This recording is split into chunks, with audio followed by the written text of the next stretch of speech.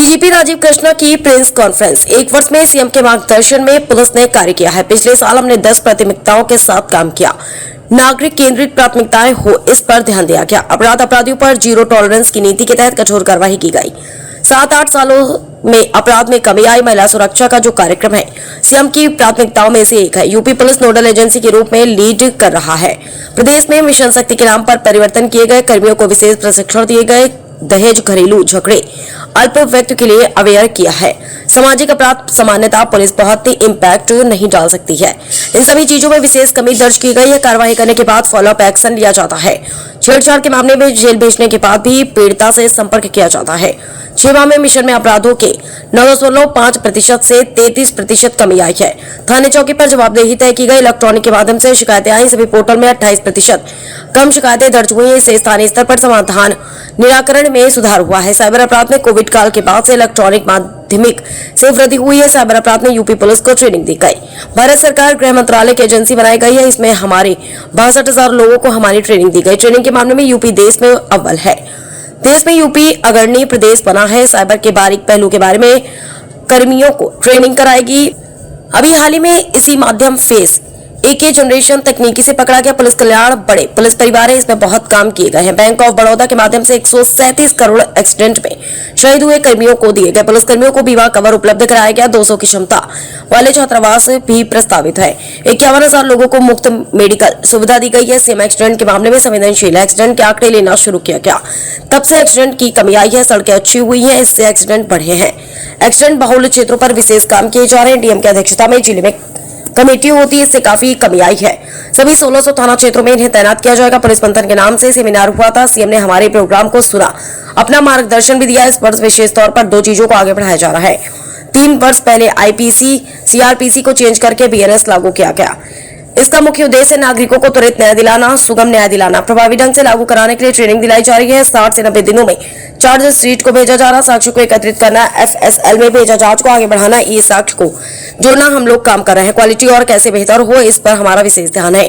इस संबंध पर काम किया जा रहा। अभी तक कोर्ट से सम्मन जाते हैं। नई व्यवस्था में ई सम्मन डायरेक्ट थानों पर आएंगे। वीडियोग्राफ के माध्यम से ई सम्मन को पोर्टल पर लागू किया जाए। 90% मामलों में ई सम्मन की व्यवस्था की गई है। इस उद्देश्य को प्राप्त करने के लिए कार्यवाही चल रही है। इसी प्रकार संगठित अपराधी हैं, उनसे जुड़े व्हाइट कॉलर अपराधियों पर कठोरतम कार्रवाई की जाए। इसके लिए हम लोगों और प्रभावी ढंग से करेंगे, जिससे माफिया की कमर तोड़ी जा सके। सीएम के मार्गदर्शन में नागरिकों के मन में विशेष तौर पर महिलाओं व व्यापारियों को भरोसा हो। कोर्ट में शस्त्र लाइसेंस के मामले में जानकारी मांगी। इसका कोर्ट में कुछ पार्क सम्मति कर दिया। आतंकवाद के स्वरूप में परिवर्तन आया। सीमा पार बैठे यहाँ के युवाओं को सोशल मीडिया से संपर्क करके उन्हें जोड़ने का प्रयास करें। शुरुआती दौरे में एटीएस एसटीएफ ने 12 से 13 लोगों को पकड़ा है। यहाँ बहुत गंभीर घटना है। इसमें जिम्मेदारी तय की गई है। पुलिसकर्मियों की लापरवाही आती है, उन पर कार्रवाई होगी। लखनऊ से इकबाल अहमद, समाचार 24।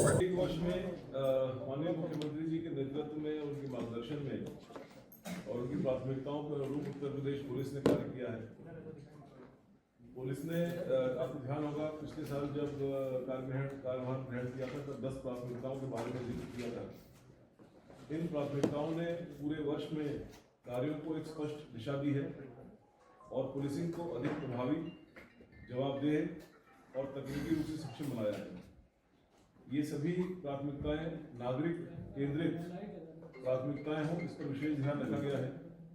सबसे पहले अपराध और अपराधियों के विरुद्ध जीरो टॉलरेंस की नीति जो पिछले 9 साल से चल रही है, उसको और अधिक धारदार बनाते हुए सभी प्रकार के क्राइम्स को इम्पोर्टेंस देते हुए अपराधियों के विरुद्ध कठोरतम कार्रवाई की गई है। इसका मुझे बताते हुए प्रसन्नता है कि पिछले 7-8 सालों में तो अपराधों में काफ़ी कमी आई ही है। गत वर्ष भी इन सभी जो मेन अपराध थे उनके सभी हेड्स में अपराधों में कमी आई है। महिला सशक्तिकरण का और सुरक्षा का जो कार्यक्रम है वो माननीय मुख्यमंत्री जी की प्रमुख प्राथमिकताओं में से एक है। पिछले 5 वर्षों में मिशन शक्ति के द्वारा एक समग्र कार्यक्रम जो whole of the government approach के साथ चलाया जा रहा है, उसको Uttar Pradesh police nodal agency के रूप में लीड कर रहा है। गत वर्ष इसमें एक प्रमुख संस्थागत चेंज किया गया, इंट्रोडक्शन किया गया और प्रदेश के समस्त थानों पर मिशन शक्ति केंद्र के नाम से संस्थागत परिवर्तन किए गए। इनमें जो तैनात कर्मी थे हमारे, उनको विशेष प्रशिक्षण दिए गए और अपराधों के, खासतौर से सामाजिक अपराधों जैसे दहेज के, घरेलू झगड़ों के, अल्पवयस्क जो बालिकाएं हैं उनके भगाने के मामले जो हैं, इनके बारे में उन्हें अवेयर किया गया। जो यंग लड़के हैं उनके परिवारों को भी अवेयर किया गया। और इस प्रकार के सामाजिक अपराध जिस पर सामान्यतः ये माना जाता है कि ये एक पुलिसिंग इसमें बहुत ज़्यादा इम्पैक्ट नहीं डाल सकती, इन सभी सामाजिक अपराधों में भी कमी दर्ज की गई। इन मिशन शक्ति केंद्र में महिलाओं की बात को धैर्यपूर्वक सुनने के लिए विशेष प्रशिक्षण दिया गया जो वहाँ के कर्मी थे। और यही कारण है कि अब प्रदेश में किसी भी कोने में कोई भी महिला अपना अपराध के बारे में जब जाती है थाने पर, तो वहाँ पर मिशन शक्ति केंद्र के जो हमारे कर्मी हैं उनकी बातों को धैर्यता से सुनते हैं, धैर्यपूर्वक सुनते हैं और उसका जो आवश्यक वैधानिक कार्रवाई है वो करते हैं। कार्रवाई करने के बाद भी जो फॉलोअप का एक्शन है, जैसे छेड़खानी के मामलों में मुलजिम जेल जाने के बाद और चार्जशीट होने के बाद भी अगले 3 महीने तक एक उसका प्रोटोकॉल डेवलप किया गया है, जिसमें वो उससे लगातार संपर्क में रहते हैं, कॉन्फिडेंस बिल्डिंग मेजर के रूप में भी, और ये जानने के लिए भी कि दोबारा तो उसके साथ ऐसी घटना नहीं हो रही है। इस प्रकार के जो मामले हैं उनमें भी काफ़ी गिरावट आई है। अगर हम 6 महीने की बात करें तो मिशन शक्ति केंद्र के दौरान के 6 महीने, शुरुआत के बाद के 6 महीने और उसके समकक्ष पीरियड में विभिन्न अपराधों में 9.5% से 33% तक की कमी आई है। जन शिकायतें जो इस 10 सूत्रीय कार्यक्रम का एक हिस्सा भी है और माननीय मुख्यमंत्री जी की प्राथमिकताओं की मुख्य प्राथमिकता है, उसमें थाने और चौकी स्तर पर जवाबदेही सुनिश्चित करते हुए इस एक व्यवस्था बनाई गई है, इसका लगातार अनुश्रवण किया जाता है। और यही कारण है कि पूरे प्रदेश में जो इलेक्ट्रॉनिक माध्यम से कंप्लेंट्स आती हैं, चाहे वो IGRS से आए, IGRS में आए, चाहे वो मुख्यमंत्री पोर्टल पर आए, चाहे वो केंद्र सरकार के पोर्टल पर आए, सभी पोर्टल्स में मिलाकर के पूरे प्रदेश में करीब 28% कम शिकायतें दर्ज हुई हैं। इससे ये प्रतीत होता है, इससे स्पष्ट होता है कि स्थानीय स्तर पर समस्याओं के निराकरण में और समाधान में सुधार हुआ है, जिससे कि लोग वहाँ पर जाकर के अपनी समस्याओं को बता भी रहे हैं, उनका समाधान भी हो रहा है। साइबर अपराध, जैसे कि आप जानते हैं कि विगत 7-8 वर्षों में, खासतौर से कोविड काल के बाद, साइबर अपराध की साइबर के यूसेज में, इलेक्ट्रॉनिक ट्रांजैक्शंस की यूसेज में, सोशल मीडिया की यूसेज में और जनरली इलेक्ट्रॉनिक माध्यमों के यूसेज में एक गुणात्मक वृद्धि हुई है। उसी के साथ साथ साइबर अपराधों में भी वृद्धि हुई है। साइबर अपराधों में उत्तर प्रदेश पुलिस को एक संस्थागत रूप से इंस्टीट्यूशनल वे में उनको ट्रेनिंग दी गई है। भारत सरकार का, गृह मंत्रालय का और जो केंद्रीय एजेंसी हैं उनके द्वारा इसमें कई सारी व्यवस्थाएं बनाई गई हैं। उन व्यवस्थाओं को धरातल पर उतारने का काम उत्तर प्रदेश पुलिस ने किया है। इसमें हमारे करीब 62,000 ग्लोबल स्थान पर है। इस ट्रेनिंग के फलस्वरूप करीब 37% के लियन परसेंटेज तक हम लोग लगभग पहुंच गए हैं, जो कि देश में इस उत्तर प्रदेश को जो शीर्ष स्थान है, अग्रणी प्रदेशों की श्रृंखला में रखता है। इसमें अब एडवांस्ड लेवल की ट्रेनिंग हम लोग शुरू करने जा रहे हैं, जिसमें साइबर के जो और बारीक पहलू हैं, तकनीकी पहलू हैं, उनके बारे में हम लोग अपने कर्मियों को जानकारी देंगे, उनकी ट्रेनिंग कराएंगे और पब्लिक को और बेहतर सुविधा, बहुत और बेहतर सेवाएं प्रदान कर सकें, इसके लिए हम लोग कार्य करेंगे। इसमें अभी तक कुल 450 करोड़ रुपए का धनराशि सीज की गई है, फ्रीज की गई है और ये एक बड़ी धनराशि है। डेफिनेटली पूरे देश में सबसे ज़्यादा बड़ी धनराशि है और इसको कई सारे इसमें कंपोनेंट्स हैं जो हाईली टेक्निकल नेचर के हैं। उन टेक्निकल नेचर के कंपोनेंट्स के बारे में अपने कर्मियों को, अपने अधिकारियों को लगातार ट्रेनिंग देते हुए इसको और आगे बढ़ाया जाएगा। साथ ही हेडक्वार्टर लेवल पर भी जो एडवांस्ड लेवल की साइबर सेफ्टी है, सेफ्टी जो होती है वो साइबर क्राइम से थोड़ा सा व्यापक रूप होता है सेफ्टी का। सेफ्टी में इंटरनेट अटैक, हैकिंग और एडवांस्ड साइबर के अपराध शामिल होते हैं। उसके बारे में भी केंद्रीय स्तर पर एक बड़ा इंस्टीट्यूशन बनाने की तैयारी चल रही है, जो कि मुझे लगता है कि इस फाइनेंशियल ईयर में हम लोग उसे शुरू कर पाएंगे। पुलिसिंग में तकनीक और आर्टिफिशियल इंटेलिजेंस का उपयोग पिछले 1 साल में काफ़ी बढ़ाया गया है। आपको जानकारी है, मैंने आपको एक बार करीब 4-3 महीने पहले बताया था कि यक्ष ऐप के माध्यम से इसमें काम को आगे बढ़ाया गया है। इस ऐप को माननीय मुख्यमंत्री जी ने जो मंथन आयोजित हुआ था दिसंबर 2025 में, उसमें लॉन्च किया था। और इसमें ये एक AI सक्षम प्लेटफॉर्म है जिसमें facial recognition, voice search, text search, crime GPT, gang analysis और बीट लेवल की मॉनिटरिंग जैसे कंपोनेंट्स शामिल हैं। इसमें हमारे करीब 1 लाख पुलिसकर्मी ऑलरेडी जुड़े हुए हैं। इससे अपराधों को वर्कआउट करने में, अपराधियों के निगरानी रखने में और भी ऐसे कार्य को करने में जिससे हमारी प्रोफेशनल कॉम्पिटेंस और एफिशिएंसी बढ़े, हमको सहायता मिली है। इसमें भी लगातार हमारी ट्रेनिंग भी जारी है और इसका क्रियान्वयन भी जारी है। और इसके मदद से फरार अपराधियों की पहचान, अभी पीछे एक मामला आया था जिसमें 32 साल बाद एक अपराधी को पकड़ा गया सिर्फ इसी के फेशियल रिकॉग्निशन की फीचर के माध्यम से। 32 साल से वो अपना नाम और भेष वगैरह बदल करके रह रहा था। 32 साल में यू कैन अंडरस्टैंड कि काफ़ी चेंजेस भी आ जाते हैं, बट इसमें जो एडवांस्ड फेशियल रिकॉग्निशन टेक्निक है उससे वो बच नहीं पाया और उसमें वो पकड़ा गया। इसी प्रकार से इसके द्वारा हिस्ट्री शीटर्स की निगरानी, गैंग्स की निगरानी इत्यादि के कार्य भी किए जा रहे हैं। पुलिस कल्याण हमारे बड़े पुलिस परिवार में मुखिया होने के नाते हमारा विशेष दायित्व भी है और इस पर बहुत सारे कार्य किए गए हैं।